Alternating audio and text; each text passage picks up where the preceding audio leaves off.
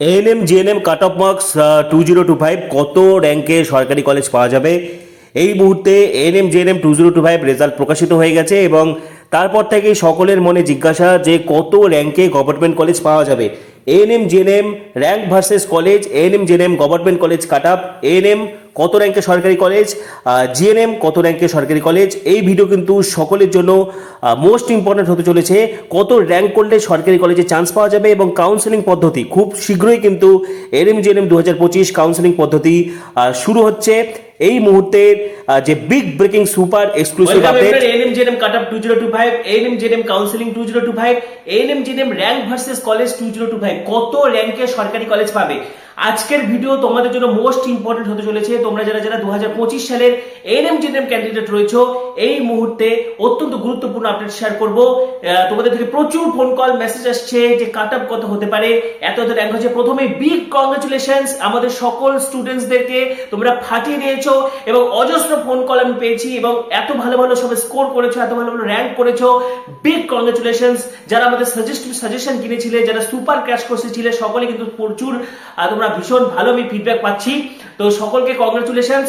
আজকের ভিডিও তোমাদের জন্য অত্যন্ত গুরুত্বপূর্ণ হতে চলেছে। খুব তাড়াতাড়ি কিন্তু আর কয়েকদিনের মধ্যে তোমাদের কাউন্সেলিং প্রসেস শুরু হচ্ছে। ইতিমধ্যে অনেকটা যেহেতু লেট হয়ে গেছে এবং আজকে কিন্তু এএনএম জিএনএম ফল প্রকাশের পর থেকে তোমাদের মাথায় টেনশন কাজ করছে যে আমার এত জিএমআর হয়েছে, আমি কি কলেজ পাবো, আমি কি আমার স্বপ্নের কলেজ পাবো, আমি কি এএনএম এর কলেজ পাবো, আমি কি জিএনএম এর কলেজ পাবো। সবার সমস্ত প্রশ্নের উত্তর দিব, পাশাপাশি কাউন্সেলিং সংক্রান্ত অত্যন্ত গুরুত্বপূর্ণ তথ্য আজকের ভিডিওতে শেয়ার করবো। তার আগে বলছি, যারা যারা আমাদের চ্যানেলে নতুন ভিডিও দেখছো এখনই সাবস্ক্রাইব করো, পাশে যে বেল আইকনটি দেখতে পাচ্ছ সেটি প্রেস করে দাও এবং এই ভিডিওটি প্রচুর শেয়ার করো, ভিডিওটি লাইক করো এবং ভিডিওটি প্রচুর শেয়ার হওয়া চাই, ঠিক আছে। তো প্রথম কথা, দেখো রেজাল্ট ইতিমধ্যে প্রকাশ হয়ে গেছে। যেমনটা আমি বলেছিলাম, এবছর কিন্তু খুব একটা হেরফের হয়নি, ঠিক আছে। তো আমার কাছে প্রচুর পরিসংখ্যান রয়েছে, এত পরিসংখ্যান বলে আমি সময় নষ্ট করছি না তোমাদের। মোটামুটি দেখো আমি একটা ধারণা দিচ্ছি, যেমন ধরো 72, 78.9, ঠিক আছে, 78.9 আমারই এক স্টুডেন্ট, তার এএনএম এর ক্ষেত্রে জিএমআর হয়েছে 988, ঠিক আছে, এবং জিএনএম এর ক্ষেত্রে জিএমআর হয়েছে 1016। একই রকম ভাবে যদি ধরো 72, 71 দেখা যায়, সেক্ষেত্রে 72-এ কিন্তু মোটামুটি এএনএম এর ক্ষেত্রে র্যাঙ্ক হয়েছে 2249, জিএনএম এর ক্ষেত্রে র্যাঙ্ক হয়েছে 2331, বা 70-এর ঘরে যদি চলে যাও 70.49, সেক্ষেত্রে কিন্তু দেখো এএনএম এ কিন্তু এবছরও হাড্ডাটি কম্পিটিশন অব্যাহত। বিগত বছরগুলোর মতো এএনএম কিন্তু জিএনএম কে আবার গোল দিচ্ছে, এএনএম এ কিন্তু হাড্ডাটি কম্পিটিশন, ঠিক আছে। দেখো এখানে 70.49-এ দেখো কম্পিটিশন কত বেড়ে গেল, যেখানে কিন্তু 78-এ 988 ছিল, সেখানে 70.49-এ কিন্তু 2672 হয়ে গেল এএনএম এর ক্ষেত্রে জিএমআর, এবং জিএনএম এর ক্ষেত্রে জিএমআর কত হলো 2767, ঠিক আছে। এরকম করে দেখতে দেখতে যদি 68-তে আসা যায়, 68.3, সেক্ষেত্রে এএনএম এর ক্ষেত্রে জিএমআর 3282, জিএনএম এর ক্ষেত্রে 3379 মতো, ঠিক আছে। আবার যদি দেখো হচ্ছে আরো একটু গড়, যেমন 65 তো একটা অ্যাভারেজ নাম্বার, 65 যেমন ধরো 65 কিন্তু এএনএম এর ক্ষেত্রে জিএমআর হবে 4134, জিএনএম এর ক্ষেত্রে জিএমআর এসেছে 4273, অর্থাৎ জেনারেলরা কিন্তু এই র্যাঙ্কে কোনো গভর্নমেন্ট কলেজ পাবে না, ঠিক আছে। অর্থাৎ 65 স্কোরে কিন্তু জেনারেলদের গভর্নমেন্ট কলেজ হচ্ছে না এবছর, ঠিক আছে। বিগত বছরের মতোই কিন্তু ট্রেন্ড বজায় থাকছে। এবছরও মোটামুটি কিন্তু 67-68 যারা পেয়েছো, তোমাদের কিন্তু গভর্নমেন্ট কলেজ পাওয়ার প্রবণতা রয়েছে। এবং আমি এখানে ওভারঅল কাট অফ বলবো, ইন্ডিভিজুয়াল কাট অফ বলবো, এএনএম এর ক্ষেত্রে বলবো, প্রত্যেকটা ক্যাটাগরি বলবো, general, SC, ST, OBC, OBC B, EWS, orphan, civil defence থেকে শুরু করে যা যা রয়েছে, জিএনএম ফিমেল বলবো, জিএনএম মেল কাট অফ বলবো, ঠিক আছে। সুতরাং ভিডিওটি তোমাদের জন্য অত্যন্ত গুরুত্বপূর্ণ হতে চলেছে। তোমাদের কত স্কোর হচ্ছে বিভিন্ন কোয়ারিজ আমি পাচ্ছি, পাশাপাশি তোমাদের যে কোনো জিজ্ঞাসা থাকলে কমেন্টে অবশ্যই জানাবে, তোমাদের স্কোরগুলি অবশ্যই জানাও। তোমাদের এই মুহূর্তে কিন্তু স্কোরের থেকে র্যাঙ্কটা ভাইটাল, কারণ র্যাঙ্ক অনুযায়ী কিন্তু কাউন্সিলিং হবে।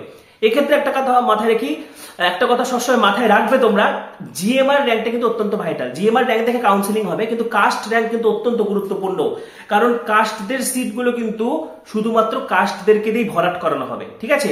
সেক্ষেত্রে কিন্তু কাস্টটা সুযোগ পেয়ে যাবে। সেক্ষেত্রে দেখো জিএমআর থেকে কাউন্সিলিং হলো, মনে করো একটা কলেজে 100টা সিট রয়েছে, 100টার মধ্যে তুমি ধরো হচ্ছে জেনারেলদের সিট রয়েছে 40টা, তাহলে জেনারেলদের ওই সিটে, ঠিক আছে, এসসি, এসটি, ওবিসি বলো, আদার ক্যাটাগরি, ইডব্লিউএস সকলে ঢুকতে পারবে যদি ভালো র্যাঙ্ক থাকে। কিন্তু ধরো এসসি দের জন্য 22টা সিট রয়েছে, তাহলে এই 22টা সিটে কিন্তু শুধু এসসিদেরকে ভর্তি নেওয়া হবে। এসটিদের জন্য যে সিট রয়েছে সেখানে শুধুমাত্র এসটিরাই ভর্তি হতে পারবে। ইডব্লিউএস দের জন্য যে সিট রয়েছে সেখানে শুধুমাত্র কিন্তু ইডব্লিউএস রাই ভর্তি হতে পারবে। সুতরাং কাট আপ কিন্তু এইভাবে অনেকটা কমে যায়। সুতরাং জিএমআর দেখে কাউন্সিলিং হলেও কিন্তু কাস্ট র্যাঙ্কটা কিন্তু অত্যন্ত ভাইটাল। এখানে কিন্তু তোমরা জিএমআর র্যাঙ্ক অনুযায়ী বলবে, তার সাথে কাস্টটা মেনশন করবে কোন ক্যাটাগরি এবং জিএমআর কত, তাহলে কিন্তু আমার বলতে সুবিধা হবে। ঠিক আছে, তো ওভারঅল যদি কাট আপ আমি অবশ্যই বলবো, তার আগে খুব তাড়াতাড়ি তোমাদের কিন্তু কাউন্সিলিং প্রসেস শুরু হচ্ছে এবং কাউন্সিলিং তোমাদের মূলত 3টি রাউন্ডে হয়ে থাকে। ঠিক আছে, যেটা allotment, upgradation, mop up. Allotment কি? প্রথমে তোমাকে কলেজ সাজাতে হবে, তুমি এএনএম করতে চাও নাকি জিএনএম করতে চাও, বা তুমি এএনএম বা জিএনএম যে কোনোটা পেলেই হলো, তুমি তোমার পছন্দ মতো কলেজ সাজাবে। যদি তোমার ফার্স্ট প্রায়োরিটি থাকে যে আমি এএনএম করবো, এএনএম না পেলে জিএনএম করবো, তাহলে সেক্ষেত্রে প্রথমে এএনএম এর কলেজগুলো রাখবে, তারপরে জিএনএম এর কলেজগুলো রাখবে। বা তুমি যদি চাও তোমার ফার্স্ট প্রায়োরিটি জিএনএম, তুমি জিএনএম আগে করবে, তাহলে জিএনএম এর সরকারি কলেজগুলো আগে রাখবে, তারপরে এএনএম এর কলেজগুলো রাখবে। তারপরে যদি তোমার প্রাইভেট কলেজে পড়ার ইচ্ছা থাকে তাহলে সেক্ষেত্রে প্রাইভেট কলেজগুলো তুমি লিস্টে রাখবে। এটাকে বলে চয়েস ফিলিং। ঠিক আছে, এই ব্যাপারে ডিটেলস কিন্তু আমি আগে বহুবার বলেছি এবং আমাদের চ্যানেলে এই নিয়ে প্রচুর ভিডিও রয়েছে এবং আমি পরবর্তীতেও বলে দিব। ঠিক আছে, এরপরে কিন্তু যেটা আপগ্রেডেশন, তুমি তোমার পছন্দ অনুযায়ী মনে করো 20টা কলেজ সাজিয়েছো, তুমি 1 নাম্বার কলেজটা পেয়ে গেছো, তুমি সেখানে থেকে যেতে চাও, তাহলে তোমাকে আপগ্রেডেশন নো করে অ্যাডমিশন নিয়ে নিতে হবে। কিন্তু তুমি তোমার পছন্দের কলেজ পাওনি, তুমি 10 থেকে 20টা কলেজ দিয়েছিলে, তুমি 6 নাম্বার কলেজটা পেয়েছো, তাহলে তুমি 1 থেকে 5-এ যেতে চাও, তাহলে সেক্ষেত্রে কিন্তু তোমাকে আপগ্রেডেশন ইয়েস করতে হবে। ঠিক আছে, কিন্তু তুমি 6 নাম্বার কলেজটা পেয়েছো, তুমি সেখানে থেকে যেতে চাও, তাহলে তুমি আপগ্রেডেশন নো করে অ্যাডমিশন নিয়ে নিবে। কিন্তু তুমি মনে করো 10টা কলেজ দিয়েছিলে, তুমি 5 নাম্বার কলেজটা পেয়েছো, তুমি 5 নাম্বার কলেজেই যদি থেকে যেতে চাও তাহলে আপগ্রেডেশন নো করে অ্যাডমিশন নেবে। আর যদি তুমি উপরের কলেজ পেতে চাও, আপগ্রেডেশন সবসময় কিন্তু উপরের দিকে হবে, নিচের কলেজগুলো কিন্তু আর পাবে না। তাহলে তুমি যদি 1 থেকে 4 পর্যন্ত পেতে চাও, তাহলে সেই ক্ষেত্রে কিন্তু তোমাকে আপগ্রেডেশন ইয়েস করতে হবে। তারপরে মপ আপ রাউন্ড হবে, সিট ফাঁকা থাকলে অবশ্যই মপ আপ রাউন্ড হবে। ঠিক আছে, এবছর মপ আপ রাউন্ড হওয়ার চান্স কম রয়েছে, কিন্তু অ্যালটমেন্ট আপগ্রেডেশনে কিন্তু মোটামুটি যাদের যাদের গভর্নমেন্ট কলেজ পাওয়ার মতো থাকে পেয়ে যাবে। ঠিক আছে, কারণ বিগত বছরের ট্রেন্ড অনুযায়ী কিন্তু মপ আপ রাউন্ডে অল্প সংখ্যক ক্যান্ডিডেট কিন্তু চান্স পাচ্ছে বিগত বছরের ট্রেন্ড অনুযায়ী। তো কাউন্সিলিং এ সবাই বসবে, অন্তত প্রথম রাউন্ডগুলোতে তো সকলেরই বসা উচিত। ঠিক আছে, 3টি রাউন্ডে কাউন্সিলিং হবে। কি কি ডকুমেন্টস রেডি করবে? প্রথম কথা র্যাঙ্ক কার্ড। আজকে যে র্যাঙ্ক কার্ডটা তোমরা ডাউনলোড করেছো সেটা যত্ন সহকারে রেখে দেবে। র্যাঙ্ক কার্ড অত্যন্ত গুরুত্বপূর্ণ। সিট অ্যালটমেন্ট লেটার, যদি তুমি সিট পেয়ে থাকো, যখন কাউন্সিলিং হবে সিট অ্যালটমেন্ট লেটার এখন লাগবে না, যখন তুমি কাউন্সিলিং এর রেজাল্ট বেরোবে, তুমি যদি কোনো সিট পেয়ে থাকো তাহলে তুমি সিট অ্যালটমেন্ট লেটার ডাউনলোড করতে পারবে। আপাতত তোমাদের র্যাঙ্ক কার্ড লাগবে। ডমিসাইল সার্টিফিকেট তাড়াতাড়ি করে নাও। ঠিক আছে, কাউন্সিলিং তো অনলাইনে হবে, কিন্তু যখন কলেজে যাবে ভেরিফিকেশনের সময় কিন্তু এগুলো লাগবে। সুতরাং এগুলো এখনই তৈরি করে নাও, আরো আগে তোমাদের তৈরি করা উচিত ছিল। ডমিসাইল A1 বা A2 করাবে, A1 করলে ভিডিও সাইন লাগবে বা এইচডিও সাইন লাগবে। যদি A2 করাও স্কুলে হেডমাস্টারকে দিয়ে সাইন করানো হবে, বিশেষ করে যারা এইচএস এই বছরের ক্যান্ডিডেট রয়েছে বা 24-এর বা 25-এর ক্যান্ডিডেট রয়েছে, সেক্ষেত্রে A2 করালে হবে, বাদ বাকি আদার্স সকলে কিন্তু A1 করাতে হবে। ঠিক আছে, পাশাপাশি মেডিকেল ফিট সার্টিফিকেট, কয়েকটা টেস্ট অবশ্যই করাবে, blood test, urine test, x-ray, এই সমস্ত রিপোর্টস গুলো কিন্তু কাছে রাখতে হবে। ঠিক আছে, মেডিকেল ফিট সার্টিফিকেট যে কোনো হাসপাতালে গেলে তোমরা পেয়ে যাবে। যারা যারা ক্যাটাগরি রয়েছে SC, ST, OBC, OBC B, EWS, orphan, civil defence, PWD, ঠিক আছে, পিডব্লিউডি ভেরিফিকেশন তো হয়ে গেছে, সেই রিলেটেড সার্টিফিকেট গুলো লাগবে। যারা ওবিসি, ওবিসি বি রয়েছে তোমাদের কিন্তু নন ক্রিমিলিয়ার সার্টিফিকেট বা এনসিএল লাগবে। এই সমস্ত ডকুমেন্টস গুলো অবশ্যই রেডি করতে থাকো। ঠিক আছে, কাউন্সিলিং খুব তাড়াতাড়ি শুরু হচ্ছে, কাউন্সিলিং এর নোটিশ কিন্তু চলে আসবে, মোটামুটি 1 সপ্তাহের মধ্যে কিন্তু কাউন্সিলিং শুরু হয়ে যাবে। এবারে আসছি তোমাদের দীর্ঘ প্রতীক্ষিত কত র্যাঙ্কে সরকারি কলেজ পাওয়া যাবে। ঠিক আছে, তো প্রথম কথা আমি এএনএম এর ক্ষেত্রে আসবো। দেখো এএনএম এর ক্ষেত্রে 850টা সিট রয়েছে। ইউএল ক্যাটাগরি যারা মোটামুটি যাদের জিএমআর বলছি 750 থেকে 800-র মধ্যে জিএমআর হচ্ছে, তোমরা কিন্তু একটা সেফ পজিশনে রয়েছে ইউএল ক্যাটাগরি।